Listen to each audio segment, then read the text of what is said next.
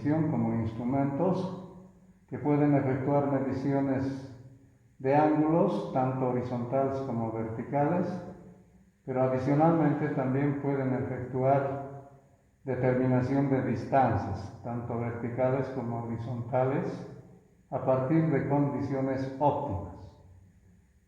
En este momento observamos un teodolito del tipo óptico-mecánico, ya que los tipos de instrumentos por fabricación son generalmente de tres tipos: los teodolitos tipo cañón, los teodolitos óptico-mecánicos, como ya mencionamos, y los teodolitos digitales, que son de última generación.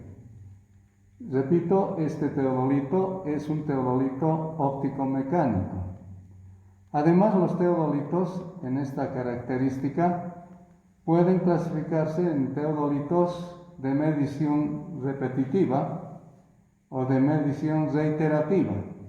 El que nosotros observamos en este momento es un teodolito de la forma repetitiva. ¿Qué quiere decir eso? Quiere decir que tenemos dos tornillos de control del movimiento horizontal. Entonces, el que está más abajo se llama tornillo de movimiento general, y este tornillo de movimiento general él tiene la función de bloquear el limbo horizontal.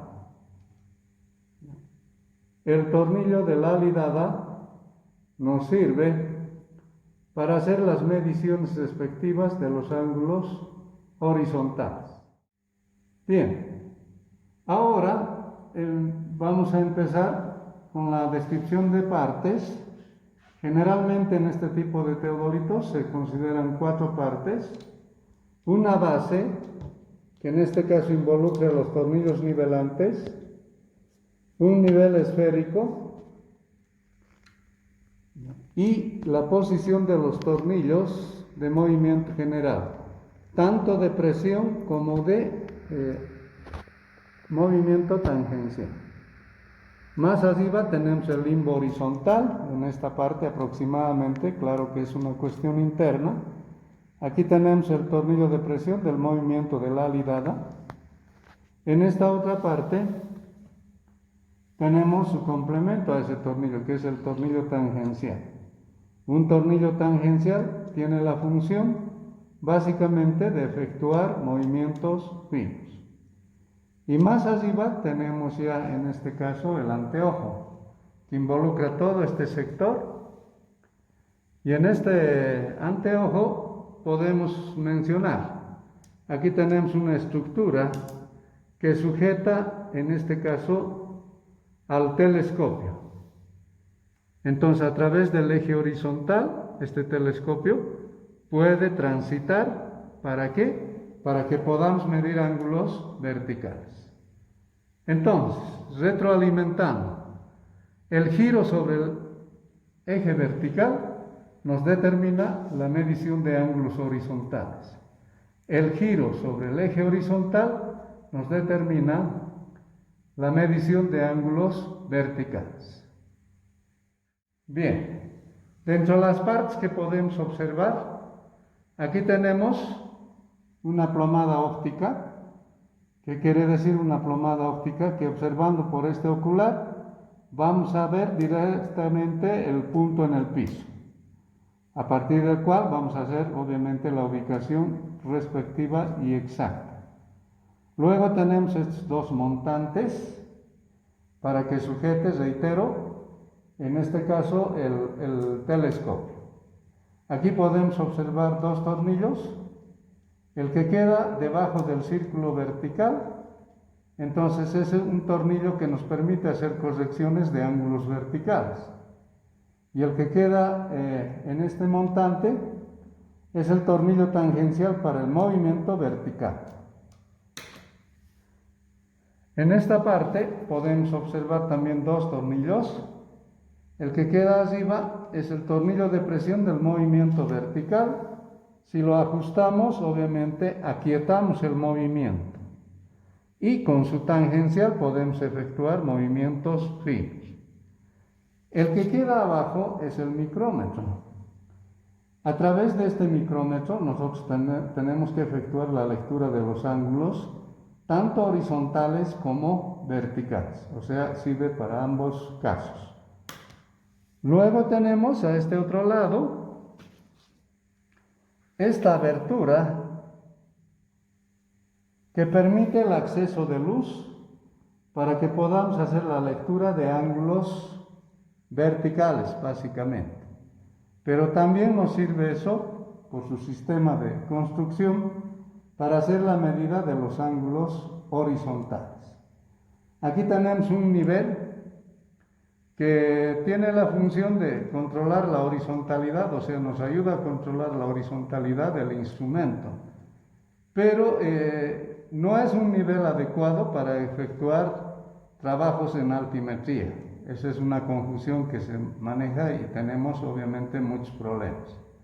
Y finalmente este punto blanco que se observa acá es la posición exacta del eje horizontal. ¿Ya? Entonces, esa es la referencia que podemos tener. Ahora, adicionalmente, podemos observar acá un nivel tubular. Entonces, un nivel tubular es aquel nivel que garantiza la horizontalidad del instrumento. Pero antes habíamos descrito también un nivel circular. Entonces, dentro de estos dos niveles, ¿cuál es el más importante? Entonces, cabe afirmar que el más importante es el nivel tubular.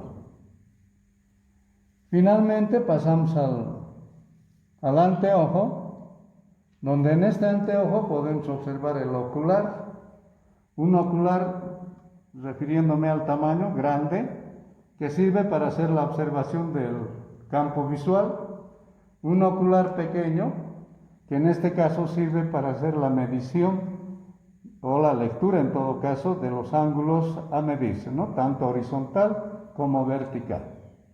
Luego tenemos en esta parte, esta superficie fresada, que sirve como tornillo de enfoque. O sea, ¿eso qué quiere decir? Que nosotros accionando este tornillo, ya sea hacia la derecha o hacia la izquierda, mejoramos el campo visual. Y finalmente, podemos observar acá el objetivo, que es un par de lentes que nos ayuda a evitar las distorsiones. Como nosotros estamos definiendo posiciones exactas, si existiesen distorsiones en el campo de la óptica, entonces obviamente que estaríamos midiendo mal un valor angular. Para eso sí. Y hay que tener cuidado de todas maneras en no tratar de tocarlo, porque es un cristal bastante sensible a que pueda dañarse. Y finalmente, ya teniendo el instrumento a mano, reitero, esquemáticamente este instrumento trabaja en base a 4 ejes, un eje vertical, fíjense, entonces en este momento el teodolito está girando sobre el eje vertical, un eje horizontal sobre el cual está transitando el anteojo, una línea de fe de nivel, o sea, esa línea de fe de nivel es una línea imaginaria que pasa tangente a este nivel tubular, y finalmente tenemos el eje óptico, que es un eje que pasa y atraviesa la parte longitudinal del anteojo o telescopio. Entonces, en base a esos 4 ejes, hacemos el control, en este caso, del trabajo de un teodolito.